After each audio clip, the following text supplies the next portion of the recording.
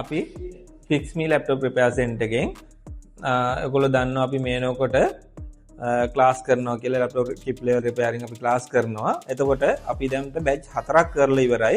මේ අපේ 5 වෙනි බැච් එක අපි අලුතෙන් පටන් ගන්නවා. මේ මාසේ 22 වෙනිදා ඉරිදා රෑ 9ට තමයි අපි ඔන්ලයින් ක්ලාස් එක කරන්නේ. එතකොට මේ ක්ලාස් එක අපි මොනවද කතා කරන්නේ? මොනවද අපි ඉගෙන ගන්න මේ චිප් ලෙවල් කියලා.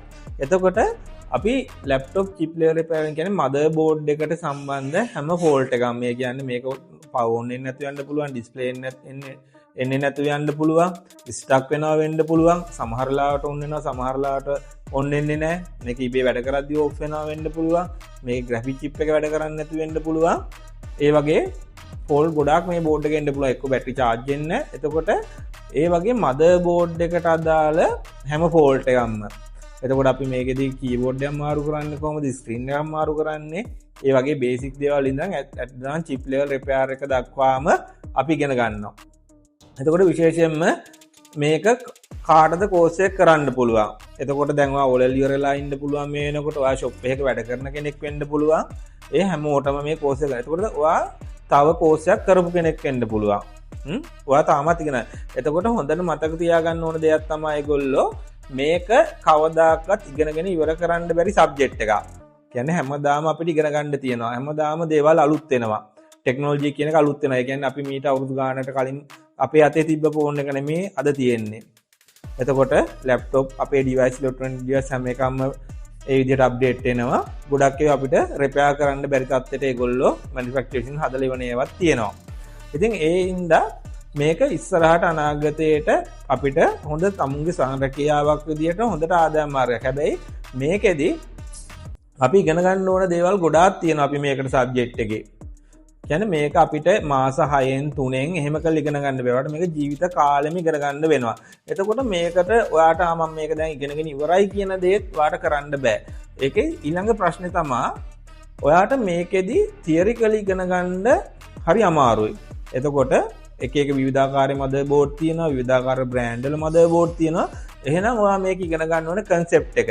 එතකොට අපි කියලා දෙන්නේ ඒගොල්ලොන්ට මේක රිපෙයාර් කරන්න මේකේ වෙන්නේ මොකද්ද? මේ වගේ දෙයක් වුණොත් වෙන්නේ මොකද්ද? මේකේ ෆෝල්ට් එක වෙන්න පුළුවන් තැන් මොකද්ද?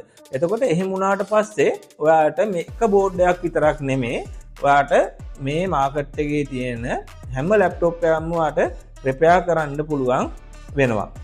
ඒකම හොඳට මතක තියාගන්න අපි ලැප්ටොප් රිපෙයාර් කරනවා කියලා අපි සමහර මදර් බෝඩ් දැන් මේ වෙනකොට අපි රිපෙයාර් කරන්න ලැප්ටොප් බාරගන්නේ නැහැ.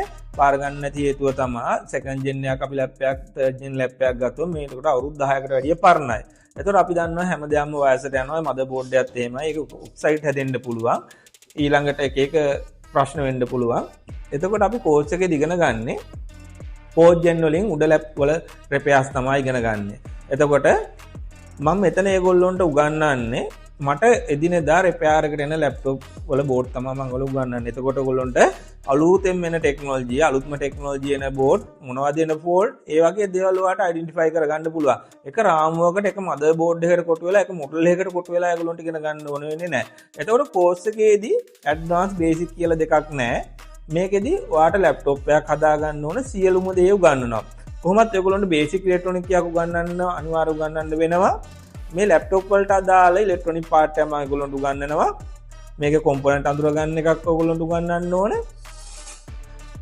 ඒ බේසික් ඉලෙක්ට්‍රොනික එකෙන් පස්සේ ඒගොල්ලොන්ට ඕන මදර් බෝඩ් එක ෆෝල්ට් එකක් හොයාගන්න කොහොමද අයිඩෙන්ටිෆයි කරන්න කොහොමද ෂෝට් එකක් හොයාගන්න. ඊට පස්සේ කැප් එකක් කරලා දාන එකක්වත් එහෙම දෙයක් නෙමෙයි අපි ඉගෙන ගන්න. මේක හරියට හදන හැටි. අපි ටෙක්නීෂියන්ලා අපිට මේක ඩිසයින් කරන්න ඕනේ නෑ. අපිට රිවර්ස් එන්ජිනියරින් කරලා ෆෝල්ට් එක හදන එක විතරයි. එතකොට මේ කෝස් එකේදී ඒගොල්ලොන්ට හම්බ වෙනවා මේ බෝඩ් view කොහොමද ඩවුන්ලෝඩ් කරගන්නේ, මේක ස්කැමැටික් කොහොමද ඩවුන්ලෝඩ් කරගන්නේ, ඒ වගේ හැම දෙයක්ම. ඊට පස්සේ ඒවට වෙනම ගෲප් තියෙනවා, වෙනම සොෆ්ට්වෙයාර් පාවිච්චි කරනවා. ඒ වගේ ඊළඟට හැම දෙයක් ගැනම ඉගෙන ගන්න පුළුවන්.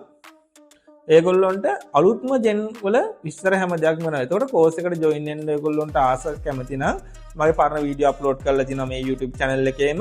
ඊළඟට ඔයා WhatsApp message එකක් දාන්න විස්තර තව ගන්න පුළුවන්. එතකොට කෝස් එක මේ මාසේ 22 වෙනි ඉරිදා අපි ඔන්ලයින් පටන් ගන්නවා.